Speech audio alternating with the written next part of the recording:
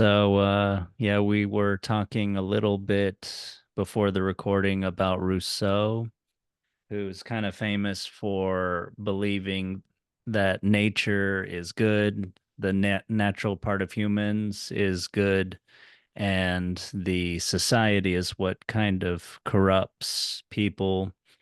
And this is from his book, Emile, translated by Alan Bloom, page 291. And this talks about how even almost everybody, or maybe everybody, still has an inherent goodness in them, no matter sort of how depraved they've lived. And so he says, "Oh, when one has lost the taste for the pleasures of the soul, how difficult it is to regain them. How much more miserable enough, excuse me, how much more difficult gaining it is when one has never had it. If there existed a man miserable enough to be unable to recall anything he had done in all his life which made him satisfied with himself and glad to have lived, that man would be incapable of ever knowing himself, and for want of feeling the goodness suitable to his nature, he would necessarily remain wicked and be eternally unhappy. But do you believe there is a single man on the whole earth depraved enough never to have yielded in his heart to the temptation of doing good?" That struck me, temptation of doing good. This temptation is so natural and so sweet that it is impossible always to resist it, and the memory of the pleasure that it once produced suffices to recall it constantly. So, you know, that might go against what a lot of people kind of would naturally believe and naturally associate some of these words with, like the temptation to do good, or, uh, and it's also an interesting idea that, yeah, that once one, one cannot know oneself if one does not have this memory of doing good, which also makes you satisfied with yourself. All of that stuff seems a little bit different from maybe how most of us think. Maybe a lot of that thinking may come from uh, the Bible, we are fallen creatures, we are inherently sinful, things like that. But what do you think? Mm.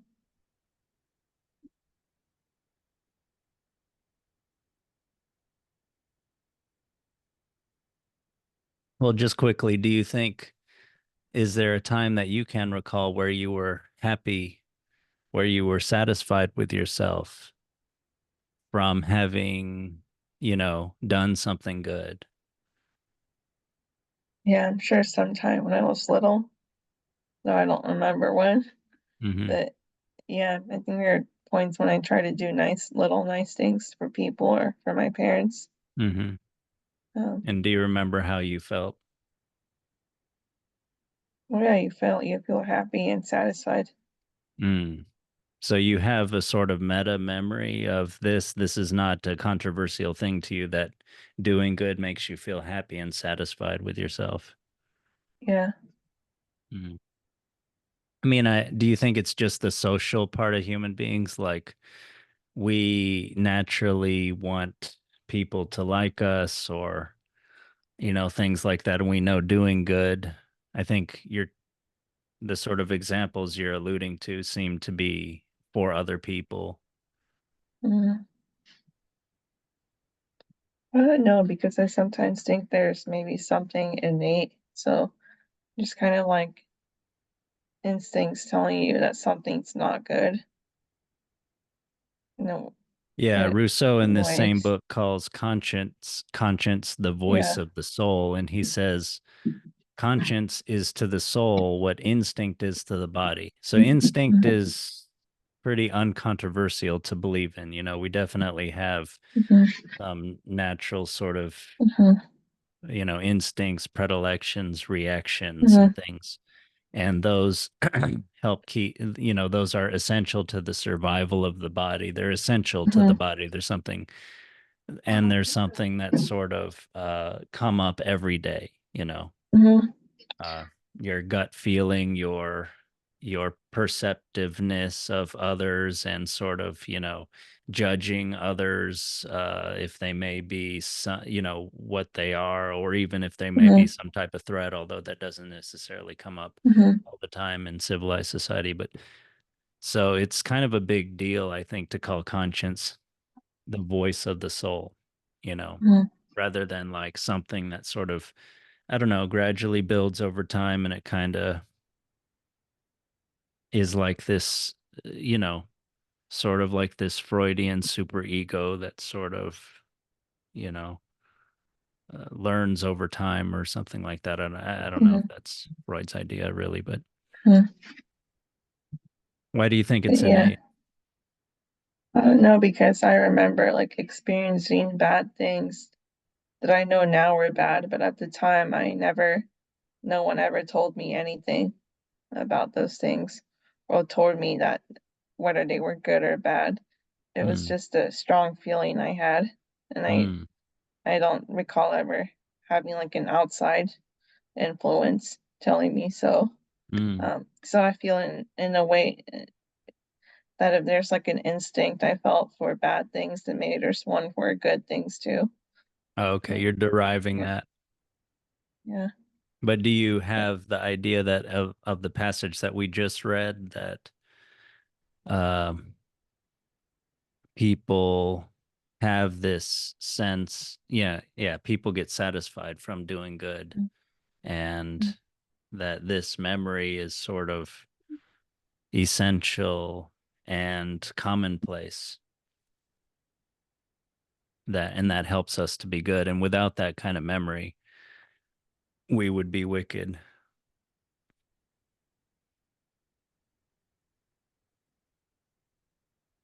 I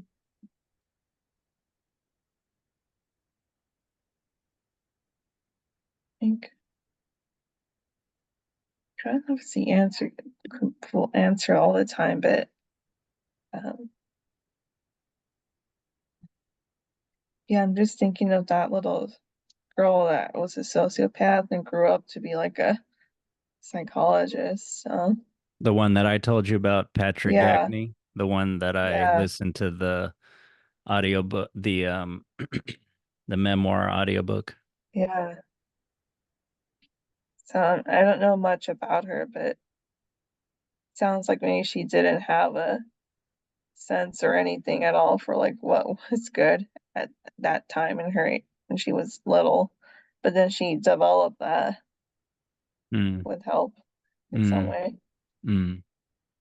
Well, it seems like she didn't have, she talks about her feelings, her certain, like she's kind of apathetic. Her sister, when they were little, made like drew like a superhero of her, Mhm. and it was Captain Apathy. And the tagline or the motto or whatever was something like, uh, don't worry, everyone, help is on the way, or so, it's supposed to sound like that, but it doesn't. And it's like Mhm. Captain Apathy doesn't care. I can't remember the whole thing, but Mhm. some Captain Apathy doesn't care. Mhm. But yeah, she has very muted emotions, but she does have them vaguely, the ones besides the ones she feels strongly, which are Mhm. anger and happiness. Um, but yeah, she doesn't have much inhibition, but I can say she doesn't. So the passage talks about being sort of satisfied with yourself from doing good, Mhm. and she didn't have much of that. She had a lot of sort of this pressure that builds up, that she talks about, Mhm. and that does have something to do with um, her knowing, her feeling pressure maybe from society or something, to connect and to conform to the conventions of like expressions and sort of communications and things. But that would sound more like the sort of, yeah, like it's her her goodness was sort of came over time mm, from like social interactions and from learning and everything. It wasn't so mhm. inherent. Hmm. Yeah, I don't know. I don't know how to reconcile these two things, Me actually. neither.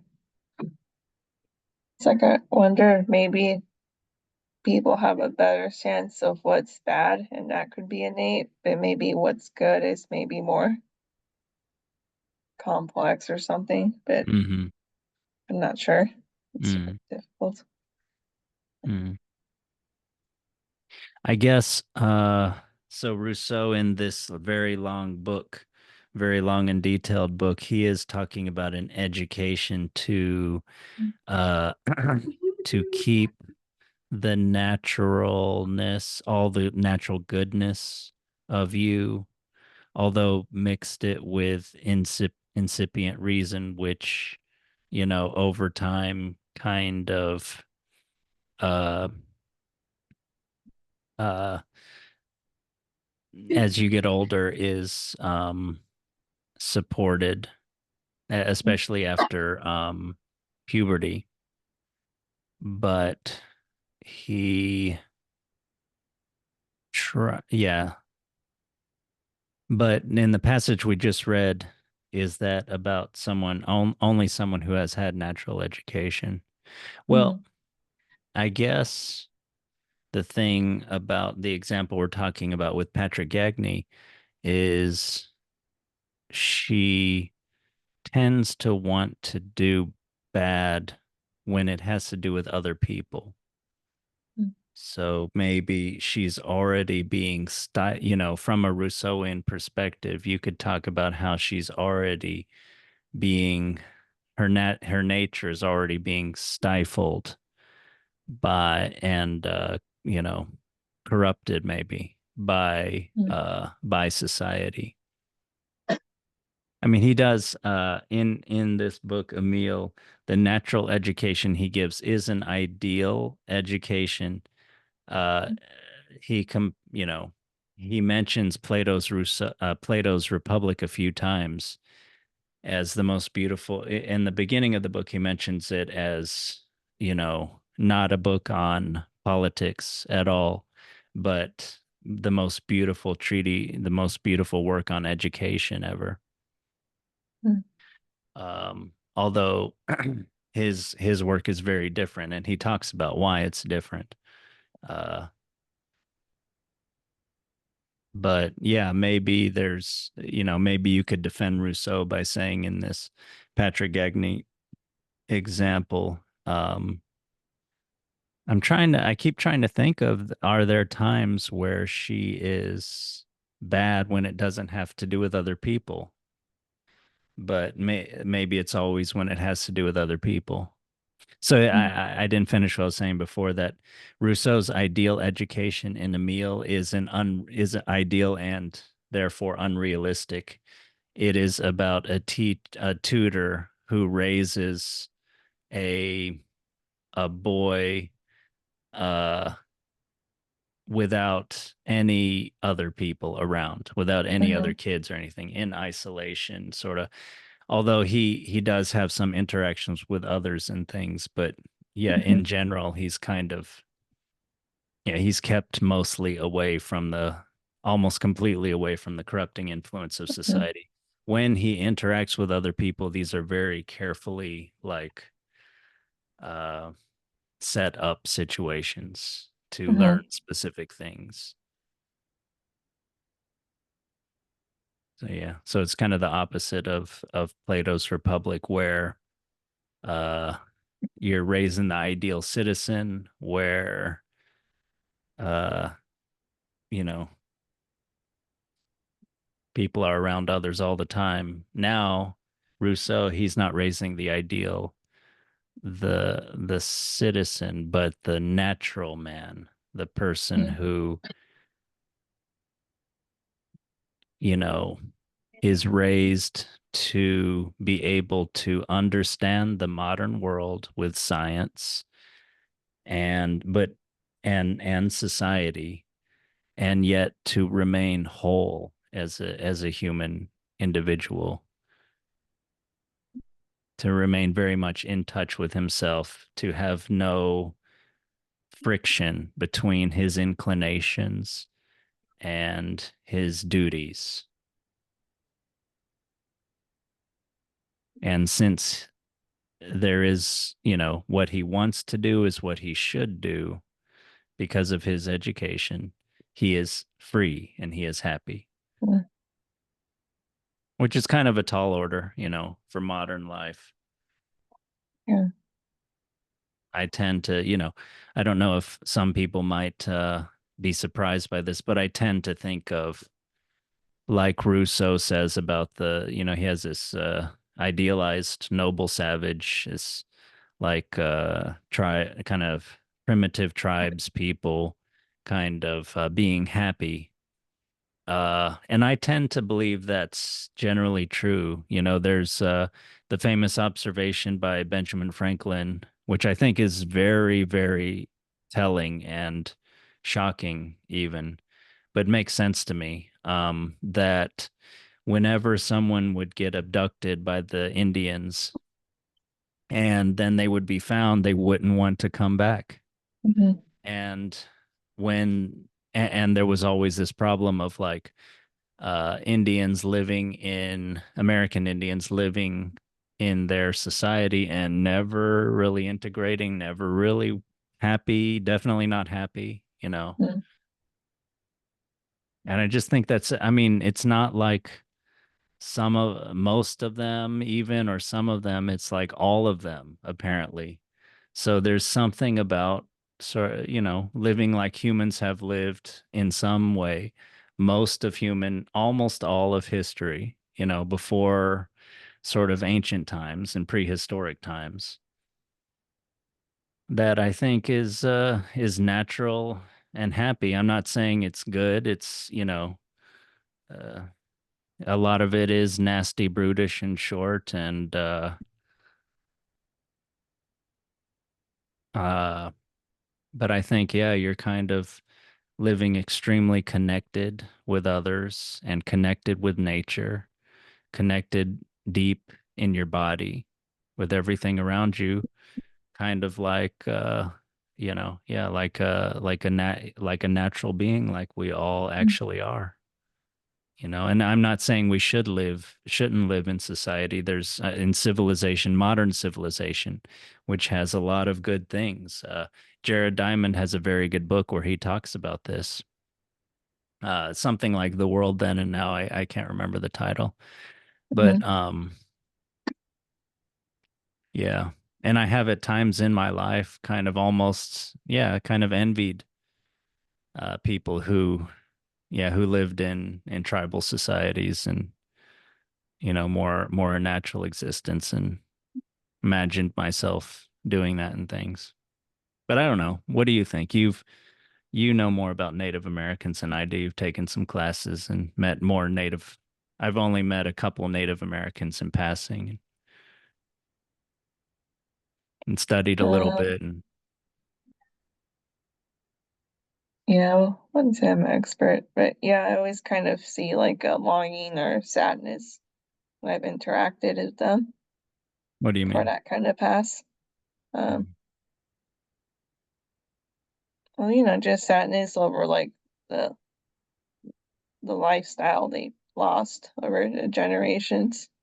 Um, and but at least with the ones I met at university, it's just this feeling of trying to work things out in this society somehow to kind of find happiness again, Yeah. like as Well, a what you've people. said is, Yeah, I mean, even the lost part is sort of imagined by many modern people that yeah, don't yeah, can't trace their roots back far enough, but they trace their roots back far enough, and they were part of yeah, some conquered people mhm, who were enslaved or integrated mhm, unwilling, half willingly or unwillingly, mhm. etc. Yeah.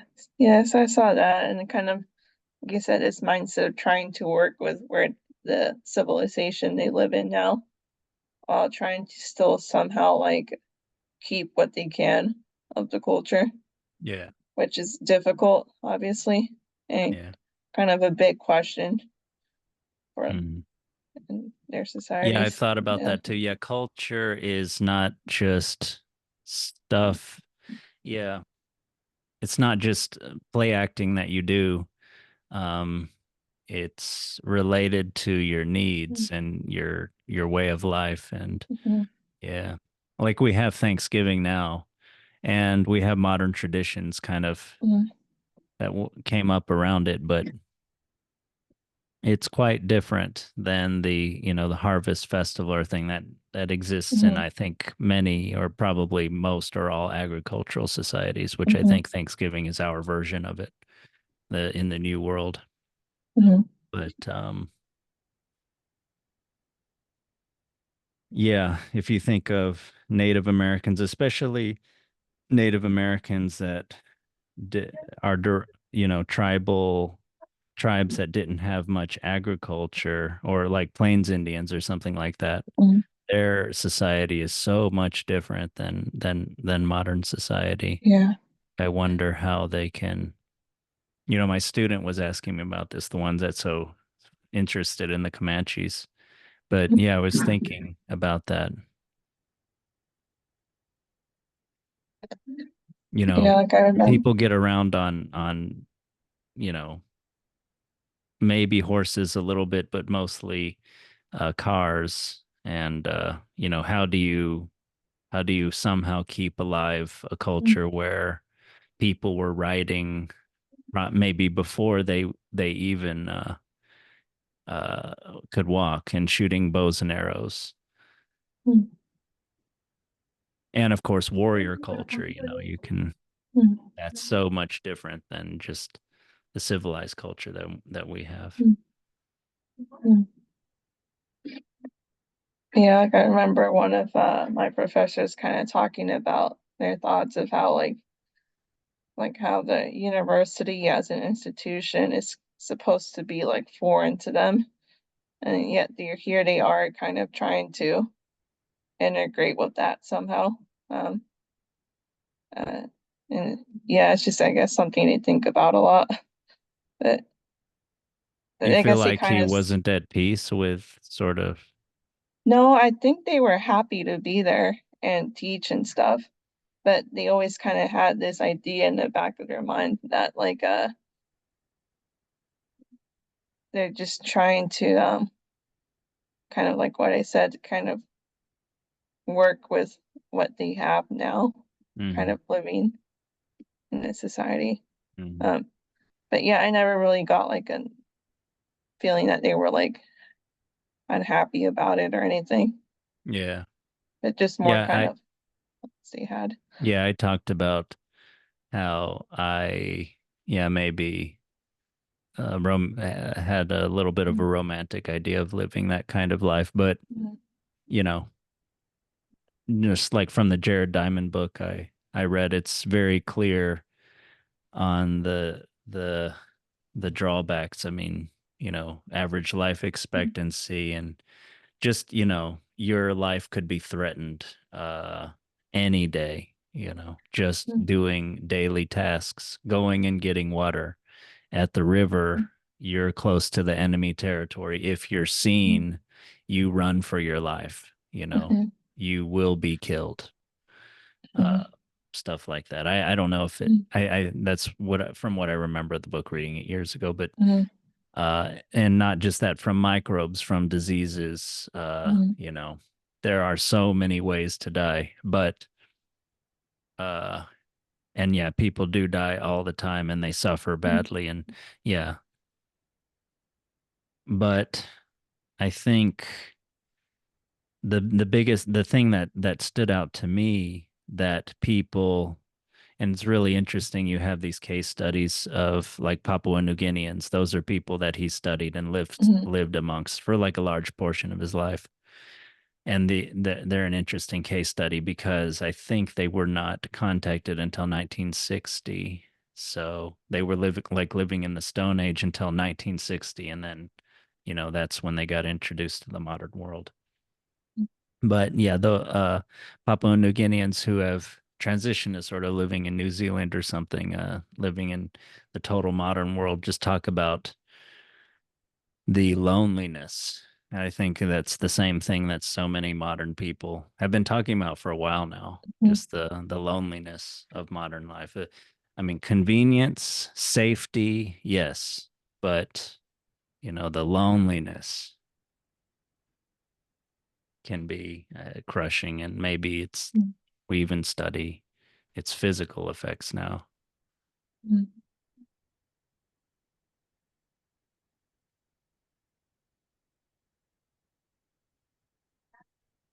Before about, yeah, I think I've talked a lot before about just the feeling of disconnect with you. And I think it was worse before and it's better now, but yeah, just run a personal level. I think that's true. Mm. Um, and yeah, and Yeah, I've seen and all the mm, articles now talking about the loneliness epidemic. So yeah. yeah, Yeah, it we really talked about is. culture arising from sort of needs, and how when you don't have those Mm, needs, culture can go on, but I think you need to put a lot more energy into it. And you can make up social needs. You can say there are certain laws, like cultural laws or even laws of a country or something, that make people feel obligated to do things or want to do things, maybe. And maybe there's mm, like social status kinds of mm, things with cultural practices. But mm, yeah, I think people in tribal societies, and to a lesser degree, but not to an insignificant degree, people in later societies, but not quite as modern as we are now, mm, were dependent on each other, heavily dependent on each other for their needs, and they had constant human contact because of that. mm, And they did not feel lonely because of that. But now we have things, systems, and and technology and things that provide for our needs so well. We need each other far less, and so we have far less contact. yeah. But yeah, like it feels like on a daily level, a lot of the responsibilities and stuff people have now just kind of involve being alone or just being away. Yeah. And we have many things that are drug Mm, like video games or entertainment sites and mhm, everything, and pornography that sort of are very titillating and even addictive, that require very little effort compared to the social interactions mm, with people you don't need to interact with. mm, Otherwise you just, yeah, you maybe have psychological needs, but yeah, you don't have a mm. physical need to interact with them to get food or whatever. Yeah. But what do you think might be a solution to that? I mean, you can invent cultural practices, you can Mm. have people living in community together. Well, I kind of saw kind of that stuff when I went to El Salvador. Like I guess I told you about how the houses are connected to each other a lot of the time. Mm. Mm. Or or maybe there's like just like a very small separation, but Mm. they're like a lot of them are connected and Mm. people just like doors are unlocked and people just walk in and out around like Of their neighbors' houses. what? Like people it's just like very easy to kind of like just go around going to different people's homes. Hmm. and it's not like a big deal or anything, and Mm, nothing you need to plan for mm, or anything. But yeah, just like a lot more openness. mm. Do you think Um, homogeneity, I don't know if that's the right word, of culture helps though with that when everybody has like a similar background, same language, same religion? I was thinking of that. They're probably all the same sort of race, background, religion, you know. They're going to be yeah, sharing a lot of all the same holidays and the same beliefs and everything, a lot of the same beliefs, you know. yeah. I think that would then it's easier there because yeah, pretty much everyone's the same, and there's like the trust that comes with that. Yeah. Yeah, I was thinking of Uh, in Asia too, somewhat like yeah, that, although the culture's not as open sort of to strangers, especially in like where I live, like mhm. urban areas. But you were in more like a small town, right?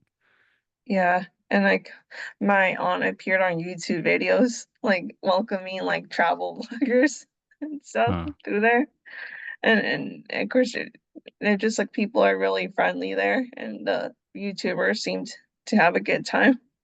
Hmm. But yeah, yeah, here there isn't really that.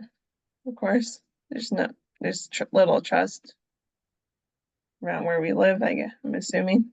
Well, you're talking about Uh, living in an urban area too, though. yeah, Compare it to a small town in America, it's a little bit yeah, different. But yeah, I mean, so when the houses are built close together, yeah, that would that's just a structural thing, would hmm, facilitate people to talk to each other more. They see each other more.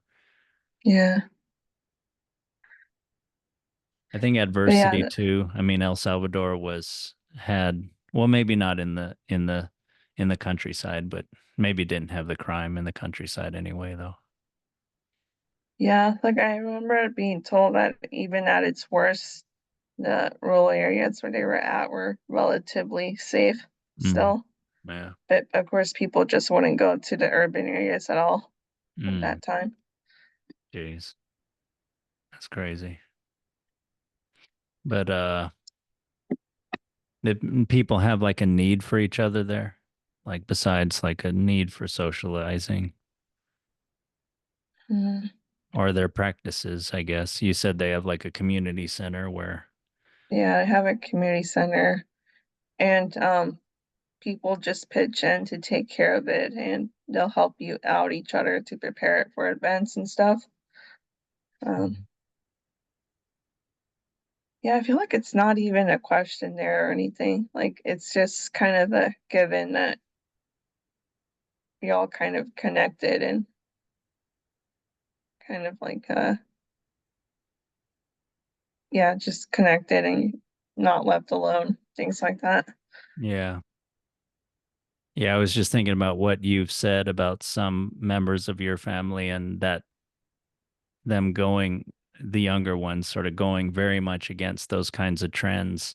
And I was thinking about, I Mm, forgot what it's called, the Latino paradox or something like that, where Latin immigrants come to this country for economic prosperity and they get a lot of that, but then their happiness goes down actually once they've been mm, here for a while. So yeah, I wonder if it's kind of this, yeah, not being as connected to others, and connected to yeah, others both in depth and in width. So width connected to people outside your family into a larger community and having a community. We all, mm. I have to specify that because it seemed like Americans are like constantly using that word and almost never have it, you I know. know that's so W- I kind We of use a lot wonder of what words that we community. don't that we have nothing of. Like we use tradition and we have,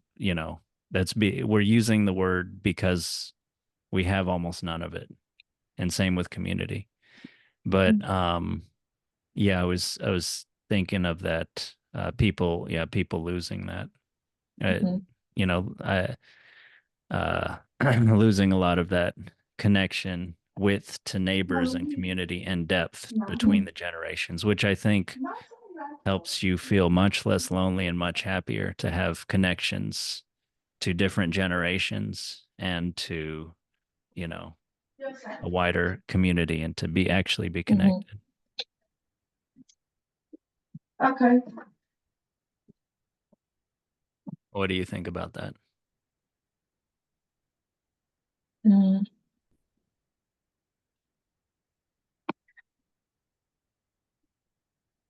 Yeah, I feel like the depth of connection is especially difficult with generations here. Um, yeah, I'm just thinking of myself and stuff when I sometimes even get irritated or something, but like feeling like having little privacy, things like that. And I think of Mm, myself, God, I hate this part of this culture. Like I have no privacy or like uh everyone's up in my business and I just have thoughts of like not wanting to be that way. mm, And I guess that's like the depth of connection starting to suffer there mm. just from growing up here. Uh, but, uh, I think solitude is important too for yeah, some people. I yeah, read once that solitude and community are essential for, I think, philosophers, and that makes sense to me. yeah.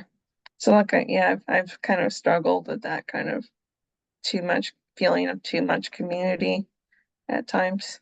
Mm. Uh,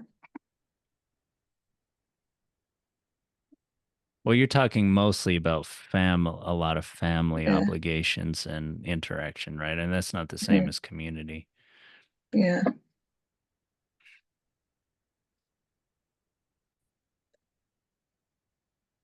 Yeah, uh, that idea, the sort of idea of the suburban house with its own lawn is very much like having your own personal castle. I think mm, the grassy lawn comes from the lawns they used to have in front of castles that mm, they would plant after they had cleared out the mhm, forest to a certain distance in order to not have uh, enemies that would come to the castle to have cover so that yeah, they could shoot at them, which is kind of a funny way to think about like people trying to have community with each other. yeah, I think so yeah, I just had a talk with an older person who talked about how cities used to have like a city center, that cities are designed for cars now with things far away from each other, but they used to be walkable, have a city center mm, where, and I think that some places are kind of rebuilding this again. yeah, Uh, Also, I think in old Europe, the city was built around a church, which you could talk about building community around the idea of of a mm, sacred thing and a sacred practice. Uh, uh, but yeah, it does seem like we've kind of. I'm not against capitalism per se. I think it's a good system, but you shouldn't let it dominate everything. yeah, Um, but it does seem whatever forces, including capitalism, have sort of made our city, made us be farther away from each other and farther away from what we do on a daily basis and mm, to be inside of a car a lot, isolated from others, it seems. I don't know. I don't like it personally, although I've never really mm, experienced the alternative except living in an urban area and taking public transportation. But yeah. Well, do you see any ending to this loneliness? Do you have any more thoughts about inherentness of goodness of people? yeah. For the loneliness, I'm not sure. In some ways, I feel it will get worse before it gets better on a Mm, societal level. mm, Um, but, but yeah, there's something like you mentioned, something to kind of like a city center or something that starts becoming popular. That might help. And I kind of am seeing this with like a little bit with malls kind of reviving again with like more things to draw people. Mm, Like uh maybe more sorts of entertainment or something mm. to keep people going there. But Yeah, malls are a I feel good like it's good thing. yeah.